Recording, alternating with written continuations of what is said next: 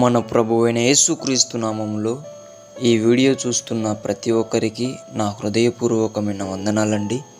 ఈరోజు దేవుని మాటలు ఫిలిప్పీలకు రాసిన పత్రిక 3వ అధ్యాయము 1వ వచనం. మెట్టుకు నా సహోదరులారా, ప్రభువునందు ఆనందించుడి. ఈ మాట పౌలు భక్తుడు చెప్తున్నాడు. ఏమని అంటే, నా అన్నతమ్ములారా, నా అక్క చెల్లెల్లారా, ప్రభువులో మీరు ఆనందించండి అని చెప్తున్నాడు. ఈ మాట చెప్పడానికి గల కారణం ఏంటి? దేవుని సంఘానికి వచ్చే ప్రతి దేవుని కుమారుడు, దేవుని కుమార్తె ఏం చేస్తున్నారంటే పాటలు పాడుతున్నారు, కానీ ఆనందించడం లేదు. ఏదో పాడాలి కాబట్టి పాడుతున్నారు. ఆరాధిస్తున్నారు, కానీ ఆనందించడం లేదు. ప్రభువులో ఆరాధించాలి కాబట్టి నిలబడుతున్నారు, ఆరాధిస్తున్నారు, అయిపోతుంది. వాక్యం వింటున్నప్పుడు ఆనందించలేకపోతున్నాం. ఏదో వినాలి కాబట్టి వింటున్నాం.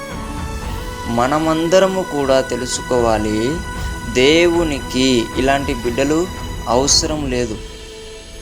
దేవుని బిడ్డలకు దేవుడు సంతోషం ఇవ్వాలని కోరుకుంటున్నాడు. దేవుని బిడ్డలకి దేవుడు ఆనందాన్ని ఇవ్వాలని కోరుకుంటున్నాడు. అందుకే పౌలు భక్తుడి ద్వారా దేవుడు అంటున్నాడు, మీరందరూ కూడా ప్రభువులో ఆనందించండి అని చెప్తున్నాడు. ఈరోజు మనం పాటలు పాడేటప్పుడు ఆనందిస్తున్నామా? దేవుని స్తుతిస్తున్నా మనకు అర్థమవుతుందా? దేవుణ్ణి ఆరాధిస్తున్నా మనం సంతోషంగా ఆరాధిస్తున్నామా? ఆనందిస్తున్నామా? సువార్త చెప్పేటప్పుడు మనం ఆనందిస్తున్నామా? దేవుని పని ఏదైనా చేసేటప్పుడు ఆనందిస్తున్నామా? ఒకసారి గమనించండి, బాగా ఆలోచించండి. నామకార్థంగా చేసే భక్తులు దేవునికి అవసరం లేదు. ఆత్మతో సత్యంతో దేవుణ్ణి వెంబడించేవారే ఆయనకు కావాలి. ఎందుకంటే వాళ్ళే నిత్య జీవానికి వారసులు. ఈరోజు మనం అందరము కూడా బాగా ఆలోచించినట్లయితే ప్రభువులో ఆనందించడం ద్వారా మనకి ఎన్నో లాభాలున్నాయి. నీవు కనుక ప్రభువులో ఆనందిస్తే నీకు ఆరోగ్యం కలుగుతుంది. ప్రభువులో నీవు ఆనందిస్తే నీకు జ్ఞానము దొరుకుతుంది. ప్రభువులో నీవు ఆనందిస్తే నీవు దేవుని నుంచి గొప్ప గొప్ప వరములను పొందుకుంటావు. నీవు ప్రభువులో ఆనందించడం ద్వారా నీవు క్షేమకరముగా నీ కుటుంబాన్ని కాపాడుకొనగలుగుతావు.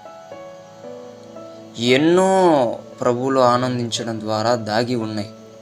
వాటన్నిటిని పొందుకోవాలి అంటే నీవు నామకార్థ భక్తిని వదిలిపెట్టి పరిపూర్ణమైన భక్తిలోకి, సంపూర్ణమైన భక్తిలోకి, నిజమైన భక్తిలోకి వస్తే దేవునిలో నీవు ఆనందిస్తావు. మనమందరం తెలుసుకోవాలి, లోకములో ఉండే సంతోషం 5 నిమిషాలు, మహా 10 నిమిషాలు, మహా అయితే ఒక రోజు, అంతకు మించి లేదు. కానీ దేవునిలో, ప్రభువులో సంతోషం అనేది ఒకరోజు కాదు, 2 రోజులు కాదు, యుగ యుగాలు నీకు క్షేమాన్ని ఇస్తుంది, నీకు ఆనందాన్ని, సంతోషాన్ని ఇస్తుంది. అంతటి గొప్ప సంతోషాన్ని నీవు ప్రభువులో ఆనందించాలని పౌలు భక్తుడు ఈరోజు నీతో చెప్తున్నాడు. దేవుడు నిన్ను ఆనందంగా ఉండాలని కోరుకుంటున్నాడు. నీవు దేవుని పని ఏం చేసినా అది ఆనందంగా చేయాలని, సంతోషంగా చేయాలని కోరుకుంటున్నాడు. ప్రతి ఒక్కరూ కూడా ఇది తెలుసుకొని దేవుని బిడ్డలైన మనం అందరము కూడా ప్రభువులో ఆనందిస్తూ ఆరాధించాలని, ప్రభువులో ఆనందిస్తూ స్తుతించాలని, ప్రభువులో ఆనందిస్తూ సువార్త చేయాలని, ప్రభువులో ఆనందిస్తూ పరిచర్య చేయాలని మీ అందరికీ దేవుని పేట మనవి చేసుకుంటూ దేవుడి మాటను దీవించమని ప్రార్థించుకుందాం. మహాపరిశుద్ధుడైన మా తండ్రి, నీకు వందనాలయ్యా. ఎన్ని రోజులు నామకార్థముగా భక్తి చేసి నీవిచ్చే మహిమను కోల్పోయి, నీవిచ్చే సంతోషాన్ని కోల్పోయాము ప్రభువా.